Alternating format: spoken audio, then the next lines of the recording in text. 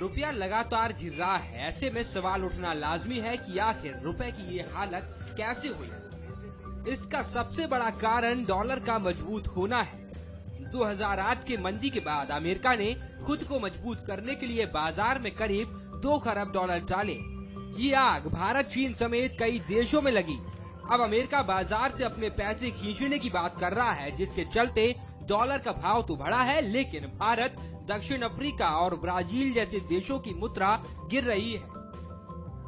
वहीं रुपए की गिरने की दूसरी वजह ये भी है कि देश का व्यापार घाटा बढ़ गया है।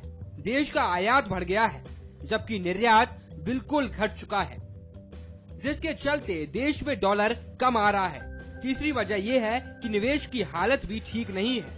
भारत में निवेश जब तक नहीं बढ़ेगा, तब तक रुपए की हालत में सुधार नहीं होगा। मतलब विदेशी कंपनियां देश में आएंगी तो साथ में डॉलर भी लाएंगी। रिटेल में अब तक एफडीआई का इरादा भी नहीं हुआ है। कुल मिलाकर कहें तो विदेशी कंपनियों को हमारी अर्थव्यवस्था पर भरोसा ही नहीं रहा है। हल्का रुपए गिरने की एक और बड़ी वजह ये भी है कि सरकार ने गरीबों की भलाई के लिए जमकर पैसे बहाए हैं। मनरेगा जैसी योजना पर करोड़ों रुपए खर्च किए गए हैं, लेकिन उनके अनुपात में समाधान के लिए कोई कारगर उपाय नहीं किया गया है। अब सवाल उठता है कि रुपए गिरने का हमारी जेब पर आखिर असर क्या होगा। रुपए के गिरने से पेट्रोल डीजल महंगा होगा, जिससे रोजमर्रा की सारी चीजें महंगी हो जाएंगी। इसके अलावा सारी ब्रांडेड चीजें और इलेक्ट्रॉनिक सामान भी महंगे होंगे। इन सब के अलावा भारत की रेटिंग भी घटेगी। रेटिंग घटने से विदेशी निवेशक भारतीय बाजार पर भरोसा नहीं करेंगे, जिससे बाजार में विदेशी निवेशक कम होंगे और तब रुपए का हाल और भी खस्ता हो जाएगा।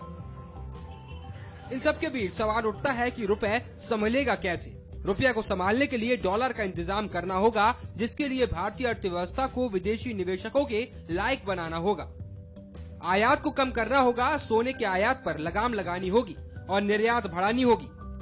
इसके साथ ही रुपए में सुधार का माहौल बनेगा। राष्ट्र खबर के लिए सोनू झा की रिपोर्ट।